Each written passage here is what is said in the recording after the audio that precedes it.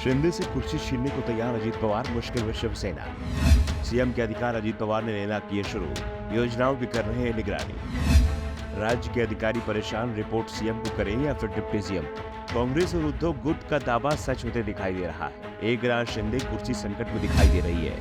अजीत पवार ने सीएम की कुर्सी पर नजरें गड़ा दी हैं। अब वो सीएम की तरह अधिकारियों की बैठक ले रहे हैं। एकनाथ शिंदे के समांतर अधिकारियों को निर्देश दे रहे हैं, प्रदेश के विकास कार्यों की समीक्षा कर रहे हैं। अधिकारी परेशान, उन्हें समझ में नहीं आ रहा है कि रिपोर्ट सीएम एकनाथ शिंदे को करना है या फिर डिप्टी सीएम अजीत पवार को। मजबूरी है कि राज्य के सत्ता का संतुलन बिगड़ा हुआ है। अजीत पवार और एकनाथ शिंदे दोनों ही पावर में हैं और सबसे पावरफुल पार्टी बीजेपी पूरे खेल की रणनीति बना रही है और खुद दर्शकों में शामिल भी दिखाई दे रही है। दरअसल राज्य की विकास योजनाओं पर नजर रखने के लिए सीएम एकनाथ शिंदे ने वॉर रूम बना रखा है, जिसमें उन्होंने राज्य के कई सीनियर अधिकारियों को शामिल किया है और उनके साथ वो लगातार बैठक करते रहते हैं। विकास योजनाओं की निगरानी और उसकी समीक्षा का काम करते हैं। कहाँ क्या योजना लानी है, उसके लिए बजट की व्यवस्था कैसे की जाएगी, इस पर भी मंथन करते हैं। तो अब सीएम एकनाथ शिंदे के वॉर रूम की तर्ज पर डिप्टी सीएम अजीत पवार ने प्रोजेक्ट मैनेजमेंट यूनिट यानी कि पीएमयू गठित की है। जो काम एकनाथ शिंदे का है, वही सारे काम पीएमयू के जरिए अजीत पवार कर रहे हैं, जिसकी चर्चा सरकार में शामिल लोगों के बीच नहीं, विरोधी दलों के बीच भी हो रही है।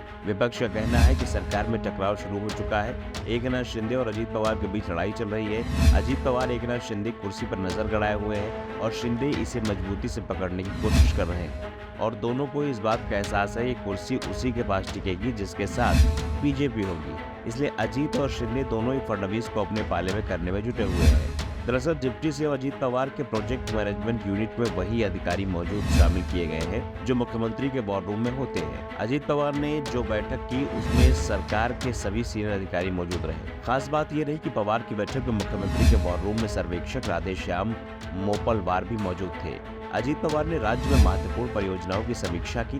बैठक के बाद मंत्रालय के वरिष्ठ अधिकारियों के सामने यह सवाल है कि राज्य में परियोजनाओं की प्रोसेस की निगरानी वास्तव में कौन करता है, क्योंकि जिस तरह से अजीत पवार ने बैठक में सभी अधिकारियों से उन्हें रिपोर्ट देने को कहा, उससे तो ये लग रहा है कि सीएम की पावर अब अजीत पवार के हाथ में आती दिख रही है। इस बीच शिंदे की परेशानी मंत्रिमंडल विस्तार को लेकर बढ़ती जा रही है।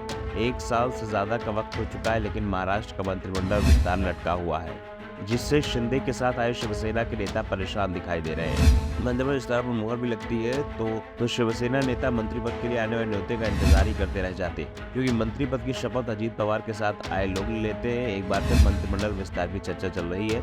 दावा किया जा रहा है कि विस्तार कभी भी हो सकता है। 14 पद खाली पड़े हैं जिन्हें भरा जाना है, लेकिन पेच यहाँ भी फंस गया है, क्योंकि अजीत पवार ने साफ कर दिया है कि हमें भी इसमें से 4 पद चाहिए। पहले शिंदे अजीत गुट से अब किसी और को मंत्री बनाने के लिए तैयार नहीं थे, लेकिन अब कहा जा रहा है कि बीजेपी के दबाव में अजीत गुट को 4 मंत्री पद मिलना तय हो गया है। मुख्यमंत्री चर्चा किए जाने का दावा करते हुए शिंदे के करीबी एक विधायक ने बताया कि 15 अगस्त के बाद मंत्रिमंडल विस्तार हो सकता है और इस बार शिवसेना कोटे से 5 विधायकों को मंत्री बनाया जाना तय हो गया है।